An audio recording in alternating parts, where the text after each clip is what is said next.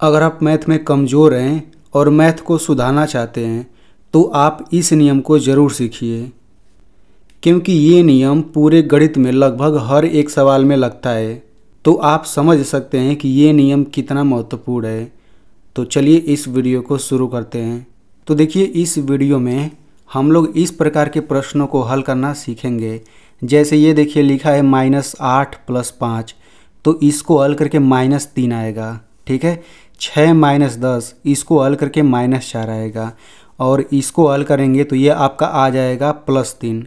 ठीक है। तो ये मैं कैसे बता पा रहा हूँ वही आपको समझना है, क्योंकि ये पूरे गणित में इस नियम का इस्तेमाल होगा। ठीक है। तो चलिए हम लोग यहाँ से शुरू करते हैं। तो अब मैं आपको जितनी भी बातें बताऊँगा आप उसे ध्यान से समझेंगे तो और आसानी से समझ आ जाएगा। ठीक है। तो सबसे पहली बात समझ लीजिए कि कोई भी संख्या हो उसके पहले प्लस या फिर माइनस का चिन्ह जरूर होता है। यानी कि पूरे गणित में जितना भी संख्या होता है उस संख्या के पहले या तो प्लस लिखा होगा या तो माइनस लिखा होगा, यानी दोनों में से कोई ना कोई एक चिन्ह जरूर होता है। ठीक है। एग्जाम्पल के लिए जैसे मान लीजिए यहाँ पर 6 लिखा है, तो अब आप कहेंगे कि इसके पहले कुछ नहीं लिखा है, ना तो प्लस लिखा है ना तो माइनस लिखा है। तो इस बात को नोट कर लीजिए कि अगर संख्या के पहले अगर प्लस या माइनस कुछ नहीं लिखा हो तो इसके पहले प्लस छुपा होता है। समझ आ गया ना कि इसके पहले अगर कुछ नहीं लिखा है तो इसके पहले प्लस छुपा हुआ है। तो प्लस को हम ऐसे लिख भी सकते हैं, अगर नहीं लिखते हैं तो यहाँ प्लस ही माना जाता है। ठीक है। वैसे यहाँ पर 7 लिखा है तो समझिए कि इसके पहले यहाँ पर प्लस छुपा हुआ है, और यहाँ पे 6 के पहले माइनस है तो भाई ये तो माइनस दिख ही रहा है। ठीक है। तो अगर +6 लिखा है ना तो हम इसको केवल 6 भी लिख सकते हैं, और 6 लिखा है तो हम इसके आगे प्लस लगा के ऐसे भी लिख सकते हैं। लेकिन माइनस के साथ ऐसा नहीं है, -6 को हम 6 नहीं लिख सकते हैं, ये गलत हो जाएगा। ठीक है ना। लेकिन प्लस के साथ हम ऐसा लिख सकते हैं, +6 को ही 6 लिख सकते हैं। तो चलिए इतना आपको समझ आ गया होगा।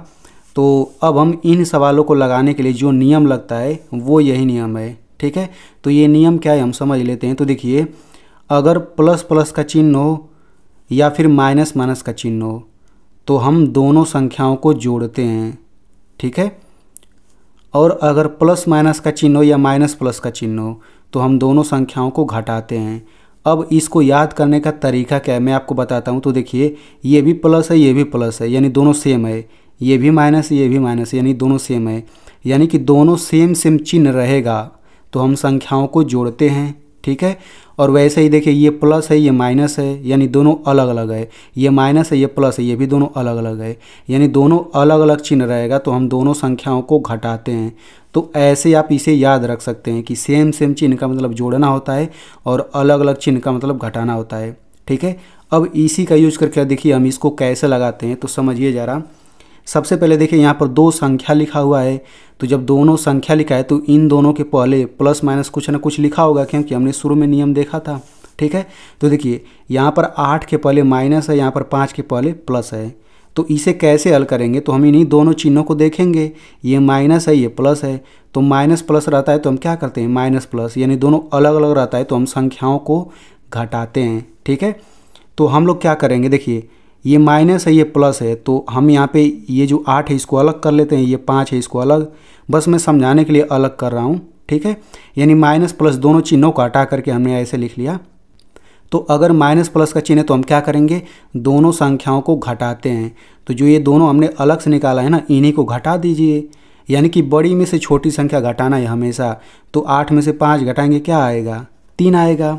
अब ज़रा देखिए, कोई भी संख्या हो उसके पहले या तो प्लस या माइनस ज़रूर होता है, तो इसके पहले भी कुछ ना कुछ चिन्ह आएगा। तो क्या आएगा, तो इन दोनों में बड़ा कौन है, 5 बड़ा है कि 8, 8 बड़ा है।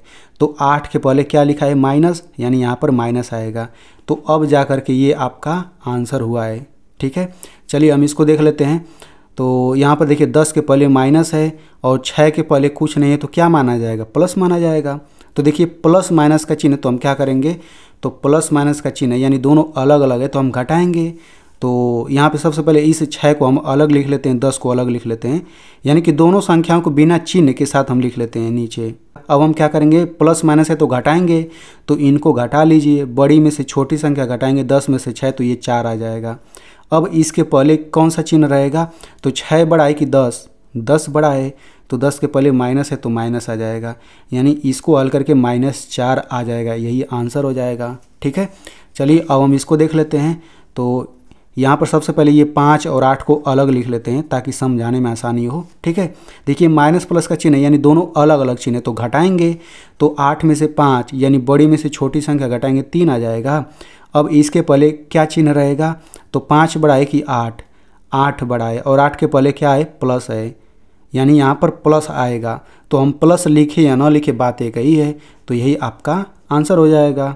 ठीक है, चलिए अब हम इसको देख लेते हैं। तो देखिए यहाँ पर ये 3 हो जाएगा और ये हो जाएगा 5, यानी कि चिन्ह हटा करके केवल ऐसे लिख लेते हैं हम लोग। अब देखिए माइनस माइनस का चिन्ह है, यानी दोनों सेम चिन्ह है तो हम जोड़ेंगे। वैसे भी मैं आपको दिखा दे रहा हूँ, माइनस माइनस का चिन्ह है तो क्या करेंगे, जोड़ेंगे।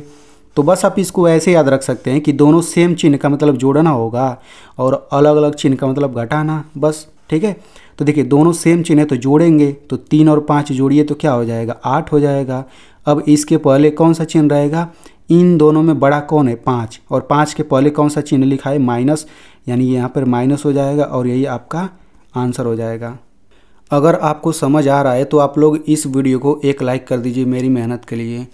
और मैं आपको बता दूं कि इस वीडियो के लास्ट में मैं आपसे सवाल भी पूछूंगा, तो आप उसका जवाब ज़रूर दीजिएगा। ठीक है, तो देखिए अब हम इस अगले सवाल को देख लेते हैं। तो अगला सवाल क्या है, -3 -3। तो सबसे पहले दोनों सेम चिन्ह है तो हम जोड़ेंगे। यहाँ पे मैं लिख लेता हूँ, ये क्या हो जाएगा, 3 और ये 3, चिन्ह हटा करके हमने लिख लिया। अब हम क्या करेंगे, माइनस माइनस का चिन्ह है तो हम जोड़ेंगे, तो 3 और 3 को जोड़ेंगे क्या आ जाएगा, 6 आ जाएगा। अब इसके पहले कौन सा चिन्ह रहेगा, तो इन दोनों में जो बड़ा होगा उसी के पहले वाला चिन्ह यहाँ लिखेंगे।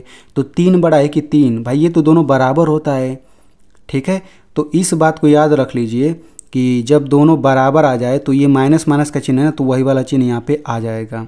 यानी कि ये नियम थोड़ा सा अलग है।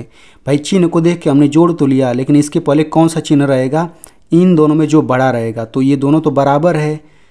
तो आप इसको याद कर लीजिए कि जब भी ऐसा आएगा तो हम लोग माइनस माइनस का चिन्ह तो वही वाला चिन्ह लगाएंगे। ठीक है, वैसे ही देखिए अगर -5 है तो ये आपका आ जाएगा -10। ठीक है, यानी माइनस माइनस है तो माइनस ही आएगा, बाकी जोड़ देंगे इन दोनों को, क्योंकि दोनों सेम चिन्ह है तो जोड़ेंगे। चलिए अब हम इस सवाल को देख लेते हैं, -8 + 8। तो सबसे पहले हम क्या करेंगे, यहाँ पे लिख लेते हैं, ये चिन्ह हटा करके 8 लिख लेंगे, यहाँ पर 8 हो जाएगा। ठीक है, तो माइनस प्लस का चिन्ह है, यानी दोनों अलग अलग है तो हम घटाएंगे, तो 8 में से 8 ही को घटाएंगे तो 0 आएगा, 0 आ गया। अब क्या करेंगे, इन दोनों में जो बड़ा होगा उसके पहले वाला चिन्ह यहाँ पर लगा देंगे। तो बताइए 8 बड़ा है कि 8, ये भी दोनों बराबर है। ठीक है, तो इस बात को याद कर लीजिए कि जब 0 आ गया ना तो इसके पहले चिन्ह लगाने का कोई मतलब नहीं होता। मैं आपको एग्जांपल से समझाता हूँ। जैसे देखिए अगर 0 के आगे प्लस लिखा हो तब भी इसका मतलब 0 ही होता है, अगर 0 के आगे माइनस लिखा हो तब भी इसका मतलब 0 ही होता है। केवल 0 के लिए ये बात सत्य है। ये मत समझिए कि ये 6 +6 लिखा है तो इसका मतलब 6 तो होता है, लेकिन अगर -6 लिखा हो तो इसका मतलब 6 नहीं होता है। ठीक है, केवल 0 के लिए सही है ये कि 0 के पहले प्लस लिखा हो तब भी उसका मतलब 0 होता है, माइनस लिखा हो तब भी 0 ही मतलब होता है। इसका मतलब अगर इसके पहले कोई चिन्ह लगाएंगे भी तो वो 0 फिर आ जाएगा। ठीक है, तो इसको भी आप इसको याद रख सकते हैं अच्छे से। तो सिंपल एकदम वही नियम तो लग रहा है, माइनस प्लस का चिन्ह हम घटाएंगे तो 0 आ जाएगा, और जब 0 आ गया तो चिन्ह देखने की ज़रूरत ही नहीं है। वैसे यहाँ पर देखिए इसके पहले कुछ नहीं है तो ये आपका प्लस हो जाएगा, और प्लस माइनस यानी दोनों अलग अलग चिन्ह है तो हम क्या करेंगे, घटाएंगे, तो 7 में से 7 घटाएंगे, ये आपका 0 आ जाएगा। जब 0 आ गया तो चिन्ह देखने की ज़रूरत नहीं है, यही आपका आंसर हो जाएगा। ठीक है, तो देखिए मैंने आपको आसानी से समझा दिया। तो अब मैं आपको यहाँ पे सवाल दे देता हूँ, तो आप लोग इन चारों को हल करके इन चारों का आंसर कमेंट में मुझे ज़रूर बताइए, तभी तो मुझे पता चलेगा कि आपको समझ आया है अच्छे से। और इस वीडियो को अपने दोस्तों में भी शेयर कर दीजिए, क्योंकि उसको भी फ़ायदा हो जाएगा।